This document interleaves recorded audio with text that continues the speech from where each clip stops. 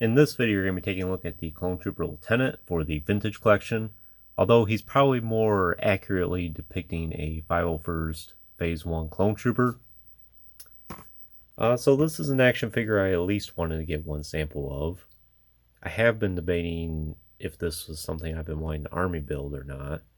At the time of this video, of course, now I have my complete army, or what I feel is a complete army of snowtroopers, stormtroopers, and now I just need to figure out exactly which ones I want to do for the clones.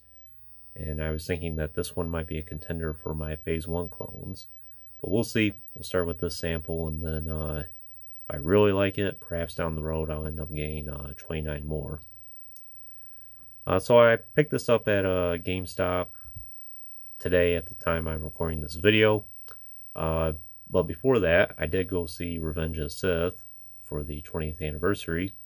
And even though I've seen that film probably thousands of times up until now, and I did go see it in theaters back in 2005, it was still like seeing it in theaters again for the first time. There's lots of things I picked up on in the film that some of it I knew was in there, but you just don't really pick up on it when you're watching a TV version of it. It's like ambient sounds and things like that. Perhaps I'll make a video about that down the road, or I'll talk about it in a more relatable video. But after seeing the film, just happened to wander in the GameStop real quick, and they happen to have one of these on the shelves. Don't get the shop at GameStop too much because, one, there's not really one nearby me, and two, it's just the closest ones to me are very hard to get a hold of. So if I get to go to a GameStop, it's usually part of a day trip, like going to see a movie, for instance. And in addition to the Lieutenant, I did see Sebulba in the Black Series on shelves there as well, and it looks like a fantastic action figure. I do have that one on pre-order, so I intend on fulfilling that one, but I can't wait for that. And I also saw Deidre Miro on the shelves as well, and after looking over her action figure, I think it's actually pretty good, even with the more mannish legs she has, but it didn't seem too prevalent on the sample that I saw. But I didn't really want to spend $40 for action figures today, so start with the Lieutenant, and I think down the road I will go ahead and get Deidre then. But without saying anything further, we'll look over the package one more time. Teth, which is the planet for the Clone Wars movie. I don't really recall seeing 501st Phase 1 clones in it, but I'm sure there was. And it has the Ahsoka banner, which is, from my understanding, part of a flashback scene. It's probably one from the show there. And for the description back here, it's VC 348. And then traveling through the world between worlds, Ahsoka Tano recollects the perils of the Clone Wars and fighting alongside the brave clone troopers of the Galactic Republic.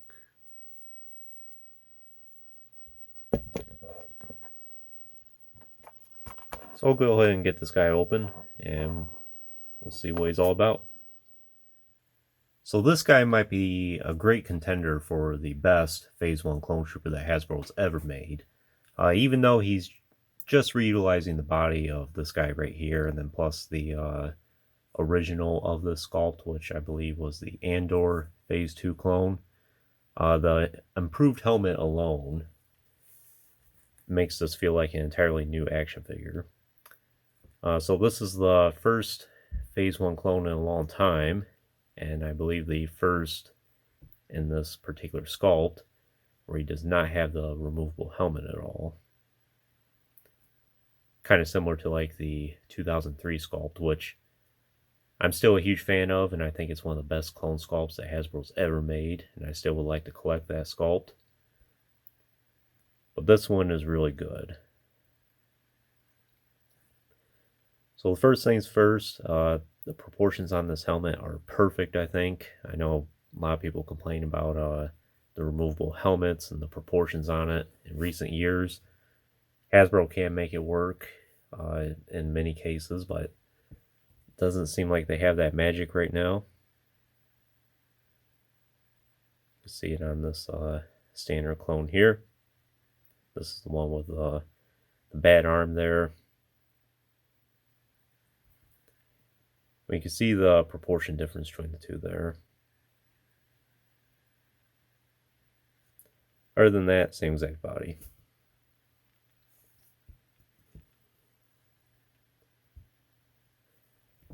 And another thing I'm really impressed with this action figure, and I don't know if it's just my sample or perhaps I'm just not seeing it right with the rest of them, but even though with the shoulder armor it has a little bit of that give there to where you can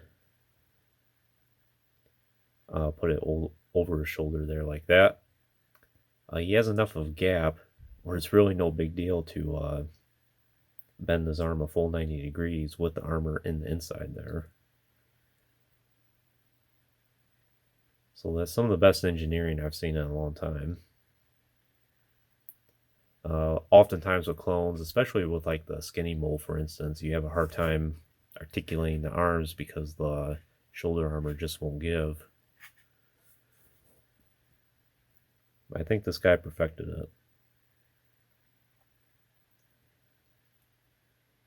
So those are the two main things that I really pointed out with this guy, or that really stuck out to me. The blue paint looks really good. You can see it does have some minor weathering involved, like some scrapes here and there. Let's have the communicator there. It's the blue on the fin, and then around the visor there, and on the chin. Does have a little bit of a scrape on his chin.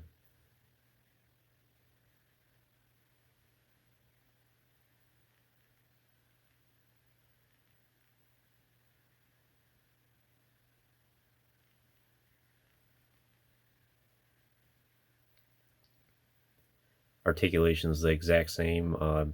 Mostly I'll put the emphasis on the head since it's technically all new. But it has a great range of motion in the head there. Pretty sure that's on a barbell. Very impressed with that. And then of course the hinged shoulders, elbows, hinged wrists, joint to torso. It's a little stuck there, but it does work. He does have a swivel waist too, I think. There is a swivel at the base of the belt. And of course the barbell hips now, which seem to be coming to stable. And then the swivel thigh, and then hinge knees and rocker ankles. It's no problem standing on his own. And then for weapons and accessories, pretty standard stuff. Not too much I can say about that.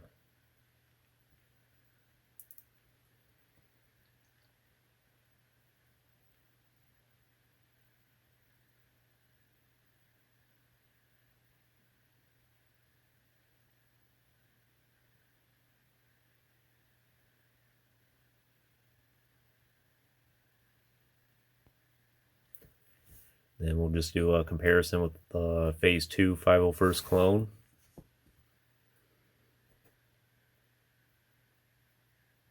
You can definitely see the evolution.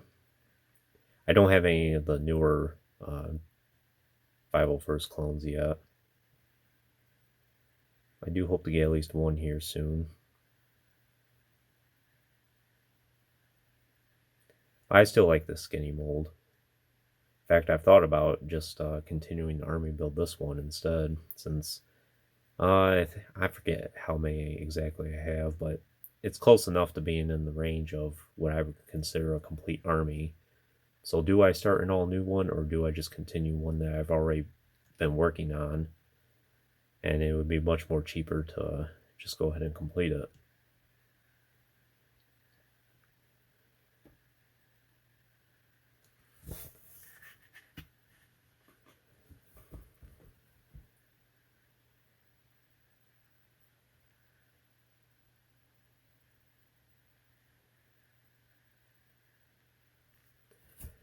But I think that's all I can really tell you about this guy. Would I recommend him for your collection? I definitely would. As I said, it's one of the best Phase 1 clones that Hasbro's made to date. They finally got the helmet proportions right. It looks good. Superior articulation. Just have nothing but great things to say about this guy. I definitely would like to get more down the road. I'm not really in a particular rush for it because, one, action figures are expensive, and I just kind of want to dial back on it for a little bit. But when the time's right, I'm sure I'll be adding more. As far as army building this, where I'm getting like 30 of them, we'll see. That's something I'll decide down the road. I'm happy to have one for now. Happy to add them to my Phase 1 clone collection. But anyways, that concludes this review. I hope you enjoyed it. Stay tuned for playing more in the future. There's always more to come. If you haven't already, please like the video and subscribe to the channel. I appreciate your support. And check out the links in the description if you haven't done so already. And as always, thanks for watching.